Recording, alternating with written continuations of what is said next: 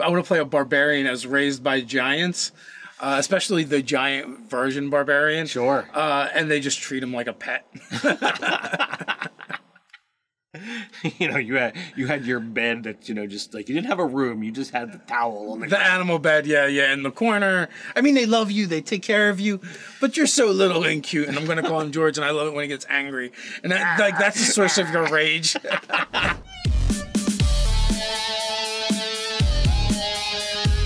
I'm Nerdarchy Ted. And I'm Nerdarchy Dave. Welcome to Nerdarchy, for nerds, by nerds. All right, part 3, dropping into Wonders of the Multiverse for Unearthed Arcana. This time we're going to be looking at D&D backgrounds. We get 3 of them. And there's a quick side thing because these are, again, these more powerful backgrounds that offer you feats. So there's a bonus feats section.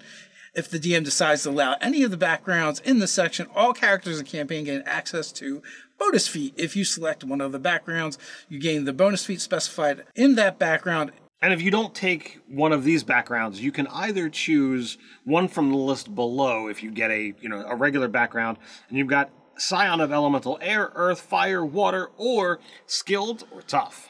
Yeah, pretty much.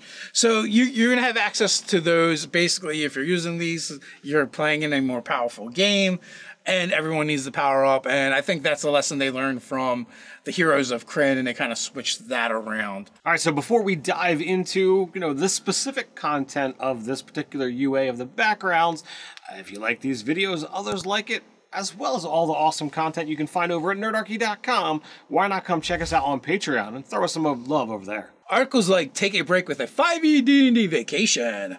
So first up, we have the Gate Warden. You spent a significant amount of time somewhere influenced by a portal to another plane of existence or by intense planar forces. You're accustomed to experiences that would leave others reeling in terror or enraptured by otherworldly beauty, and you're as comfortable dealing with fiends and celestials as you are with vendors in town.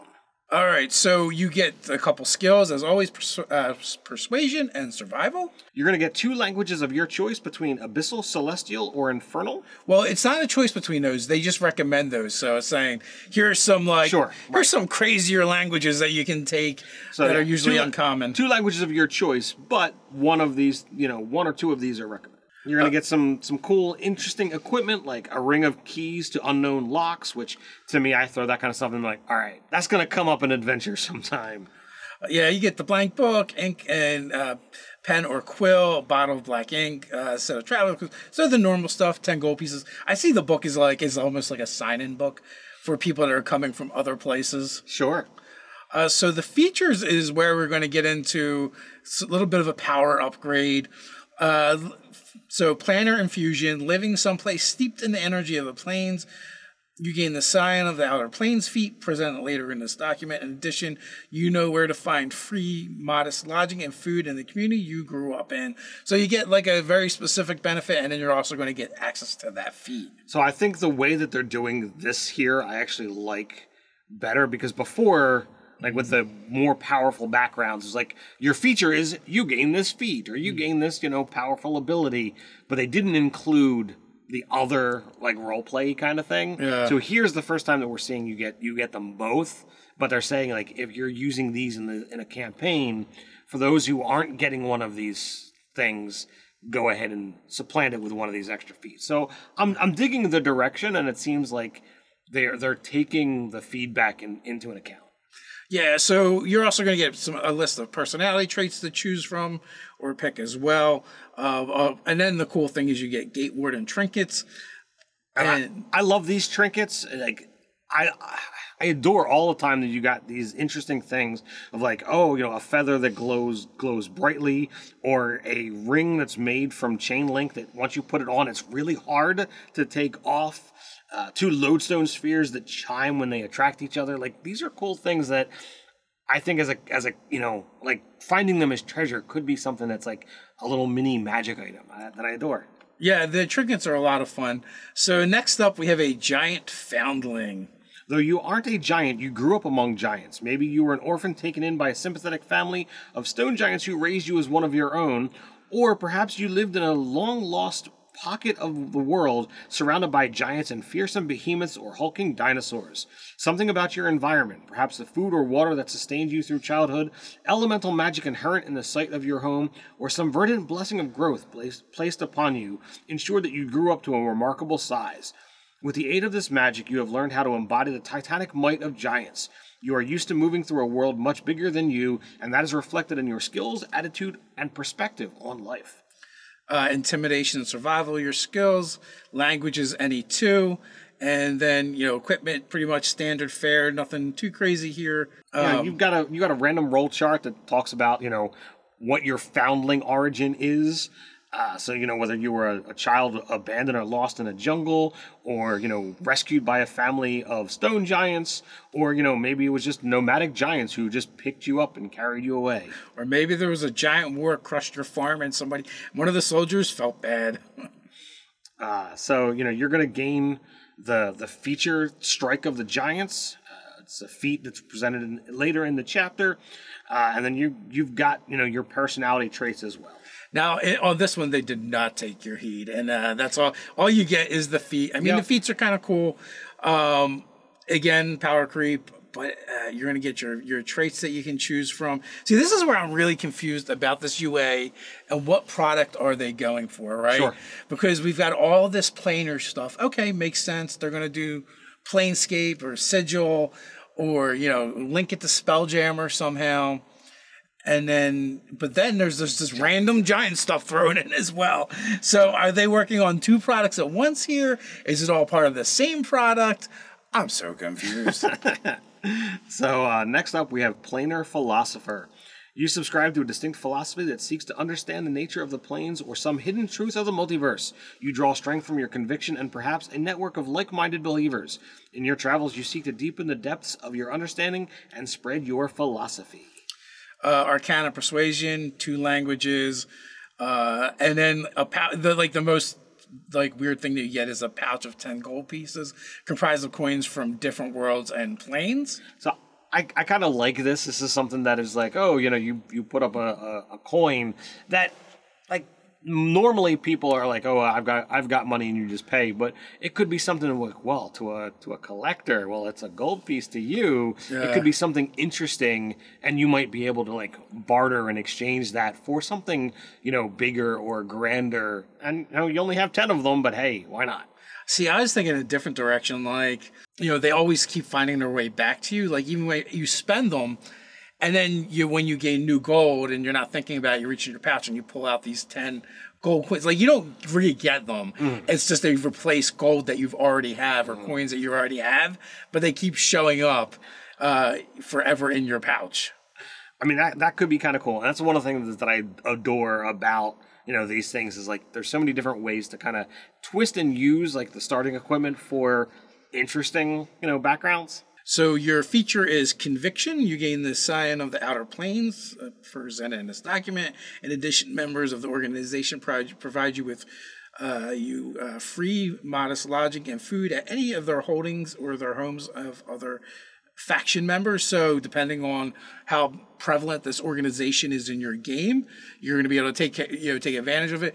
I think it's a little bit more useful than the Warden one. Sure. But it could be cool, at least to role playing, and it's back in there. So 2 out of 3 ain't bad, right? Yeah, so far, definitely looking good. I like when they offer those options that lead to connections, and should you be willing, you can work with your GM, make these kind of contacts, and have something that is oh well, here are these things. So together, you're actually building out the world, and in essence, this organization that you belong to.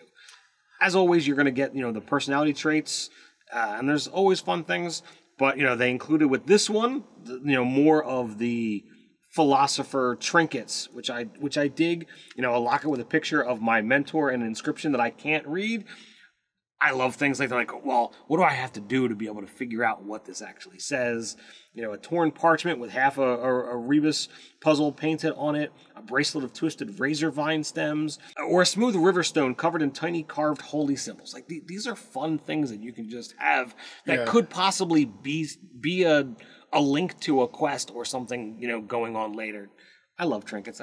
They're stupid, but I love them.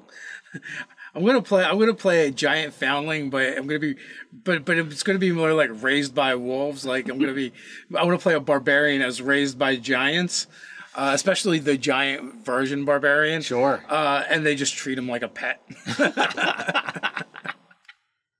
You had your bed that, just like you didn't have a room, you just had the towel on the animal bed, yeah, in the corner. I mean, they love you, they take care of you, but you're so little and cute. And I'm gonna call him George, and I love it when he gets angry, and that's the source of your rage. That's pretty hilarious. Rune Carver, you've dedicated your life to studying the practice of runecraft. Whether you were personally taught by a master rune carver or learned by poring over engravings and ancient runes, you understand how to tap into the supernatural power that held within the runes. The art of runecraft was initially created by giants of yore, but over time the practice has been adopted by individuals of all races and backgrounds.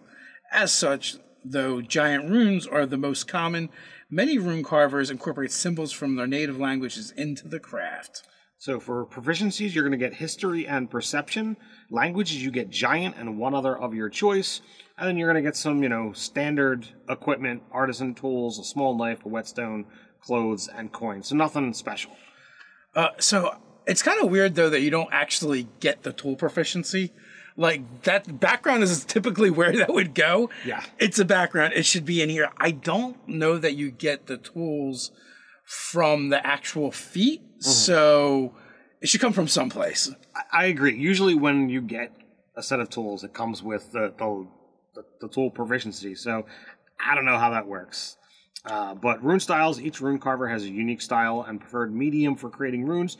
To determine how you make your runes, you can roll on the Roon Style table.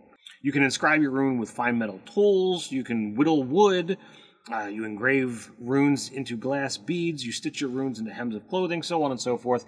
I honestly feel like they missed the mark here. It should be you get a language of your choice, preferably giant, and then a tool proficiency of choice so that you can do this. It's like you're getting the artisan tools so that you can do the thing, but you're just not proficient. You just have them. The only thing you know how to do with those things is etch runes and nothing else. You can't etch anything else. You can't be an engraver. You're going to gain the Rune Carver Apprentice. You gain the Rune Carver Apprentice feat. Real solid name choice there. Yeah, it's spot on, and then we get some personality traits. Now, I like the background conceptually, right? But like you said, there's some mismarks here. Why aren't you getting the tool proficiencies if you're going to have the tools? And whether it's smith tools, tinker tools, carpenter tools, whatever, depending on. I would go woodcarver's tools, mason tools, or something along those lines. Makes the most sense to me. Well, I mean, there is a bunch of different lists of rune style. So those 6. Yeah, those 6 would definitely be choose one of these. Would make a lot of sense, and you could have some fun with it. It'd be thematic. So weird. I wonder if they'll catch that when they actually put it out. Oh, wait a minute, shouldn't they know how to use the tools? Makes sense to me. You don't have to be proficient in order to do your rune castery stuff. Sure. And, we have a runecaster wizard in my untraditionally arcane game. Frag's made a new character, and he actually is using the runecasting wizard tradition that we made over on the website. Yeah, so there's some options there. What are you going to do? Indeed.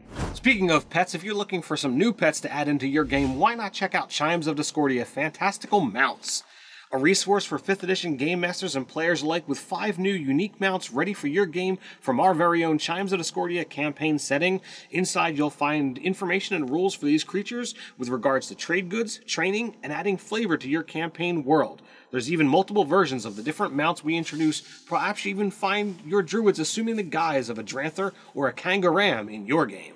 Let us know what you think of the new backgrounds. Do you love the power creep? Do you hate the power creep? Would you do it a different way? Discuss down in the comments below with the Nerdarchy community. While you're down there, don't forget to like, share, subscribe. Click on that notification bell. You know the drill. Quick reminder, we drop new videos here on the channel Monday, Wednesday, and Friday, so come on back. But you can't wait till then. No worries, we've got you covered. Part 2 from our Wonders of the Multiverse, the new D&D cleric domain, is up here. So until next time, stay nerdy.